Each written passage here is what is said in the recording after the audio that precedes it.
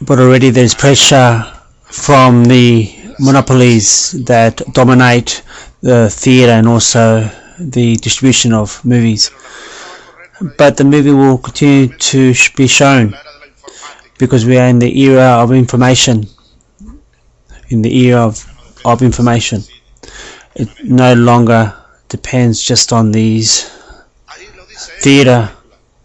That's where Evo says in that movie, talking with Oliver Stone, and also remembering a great leader, a phrase from a great leader from the Amara people, who was assassinated together with millions of others by the Spanish and Portuguese and also English invasion and also European invasion. And as you will know, and I know you do know, when the boats arrived, the European boats, to these lands of the Americas, there were over 90 million Aboriginal people. 200 years later, there's only 4 million left. That's one of the largest and biggest genocides in the history of humanity.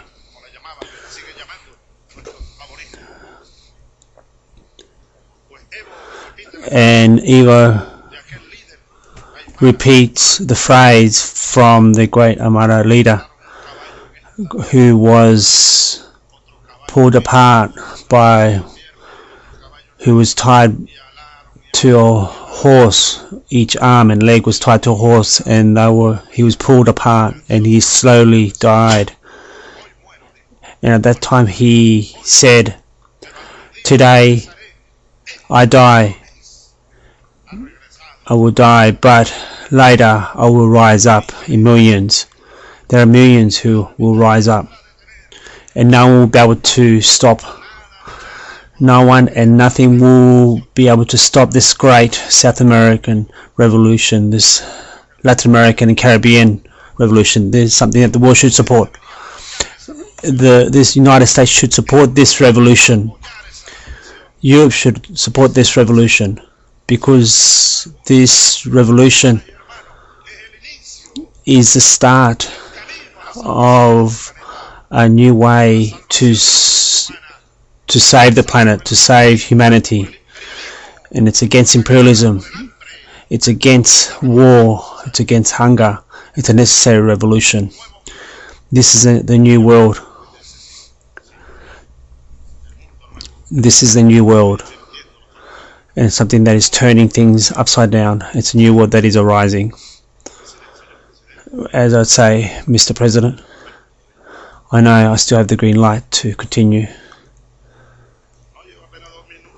I've only been talking for a few minutes, and there are still people arriving. Welcome.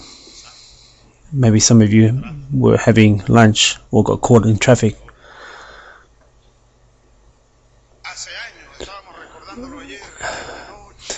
As many years ago we were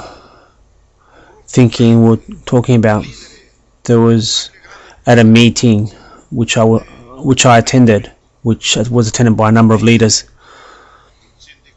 These were leaders of unions from the United States.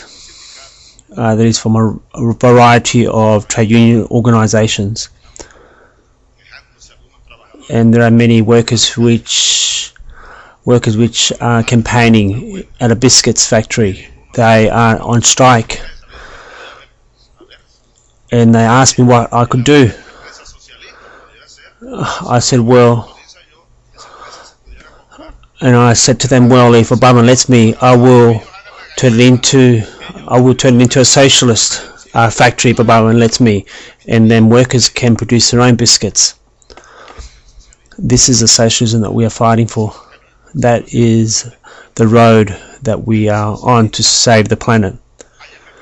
Yesterday, a journalist asked me, after we showed the movie, and we had a discussion, a forum, and they asked me what I thought about socialism, considering that it had failed in the Soviet Union. The response was easy. The Soviet Union was diverted from very early in the piece. There was never socialism in the Soviet Union, really. There was never socialism in the Soviet Union. The 21st century will be the century of socialism. And Einstein said, I'm sure you have read him, and he said, and he convinced the president of the United States to build the atomic bomb before the Nazis would build it. However, unfortunately, there was a disaster of Nagasaki.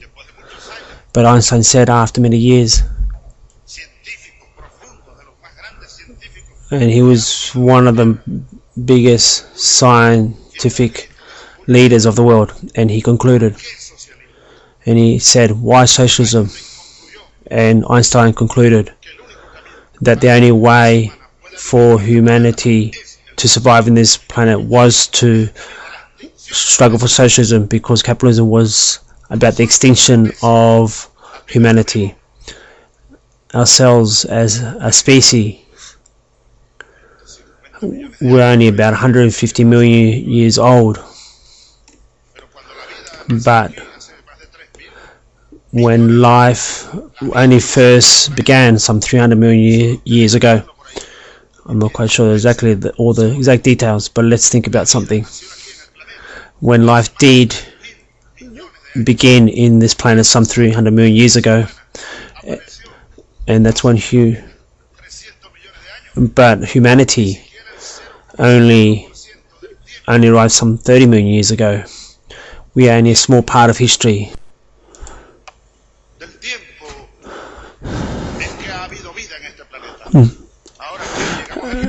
Have we arrived here just to destroy this planet? Do we want to destroy this planet? And here we heard many leaders, Obama, Gaddafi, Christina, Lulu.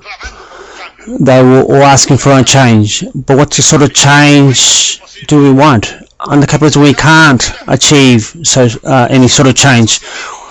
Only through socialism can we achieve real socialism, real change. And in Latin America, the revolution in Latin America has a profound socialist origins to it. And it's a socialism which is part of the indigenous movement of the continent. It's something which really much belongs to us. It's Bolivarian. It's from Martí. It's a new form of socialism. It's not a copy from anywhere. There's no blueprint for it. We have to invent it. It's something that we have to continue to create. But we also have to recognize yesterday a North American president, and before that president was assassinated, and he said, and it was part of a speech, and it was written down before the US Congress. John Kennedy said, there in the South there is a revolution, and that revolution is because of poverty, of hunger. And within days he was assassinated. He wasn't a revolutionary, John Kennedy, but he was intelligent. He was intelligent. And as I believe, Obama is also intelligent. And I hope God will liberate Obama from the bullets that killed Kennedy. Hopefully he can see. Hopefully he can really see the truth. Hopefully he can really lead. And he stood here, and there's no smell of sulfur. There's no sulfur here. It's not around anywhere. I can't see it. But I think something else is here. It's hope, and we have to put our heart together with hope.